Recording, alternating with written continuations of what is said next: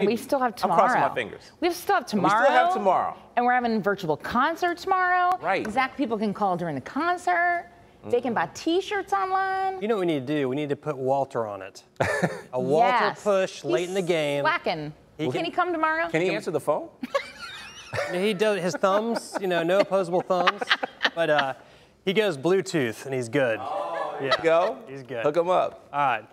We'll put him to work since he gets today off. Out there right now, some cloud cover. It is a very humid afternoon. The current temperature, 83 degrees, so it's not as hot today. It's every bit as humid, though, with a dew point of 74. Makes it feel like it's 89. There's a south breeze at 17 miles per hour, indicating the front has not come through just yet. Other temperatures are a mix of 70s and 80s. It all depends on how close you are to some of these showers and thunderstorms and how much cloud cover you have around. When you factor in the dew points here, in some areas it does feel like it's in the low 90s, but nothing like this time yesterday where we had temperatures that were in the upper 80s and low 90s and the same amount of humidity, and that resulted in heat index values in the upper 90s and low 100s. Still have some showers in the northern neck around Reedville and a thunderstorm from near Kilmarnock and Whitestone down across the river into Deltaville and Fishing Bay. Then south down Route 17 out of Saluda down toward Gloucester, some heavy rainfall there.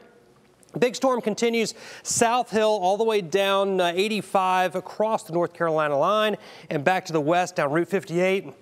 This one has dumped a tremendous amount of rainfall. It hasn't moved much at all, and so we're looking at a bullseye of 3.3 inches, and it's still raining hard in that area. So wouldn't be surprised to see a flood advisory coming out shortly for them. There's the front. Notice a few little showers trying to develop also across parts of Spotsylvania County. This front is moving about as fast as you could walk. It is creeping in our direction. It's not going to come through Richmond until a little bit after midnight tonight. All right, lows tonight, mid to upper 60s. Highs tomorrow will make it into the mid and upper 80s, but much lower humidity is going to make a huge difference in the way that it feels for us. No heat index added to those temperatures. As your forecast for tomorrow to be dry, a north wind at 5 to 15 miles per hour. Here comes the front. We'll track it through the area overnight tonight. Skies gradually clearing out from northwest to southeast during the day tomorrow. And a good looking day. Still warm again, but not humid.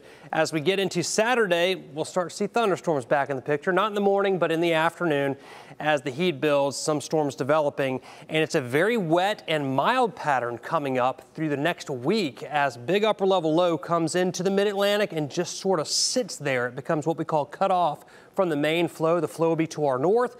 As this low has nowhere to go, so it's just going to kind of sit there and spin for a while. And that's going to result in highs here. Could be in the 70s for several straight days. We'll finally warm up by late next week as the low finally gets a kick out and we get more of a ridge building in, a little more typical for this time of the year. There's a look at your 7-day forecast. A dry day tomorrow and a pretty comfortable day, especially compared to where we have been.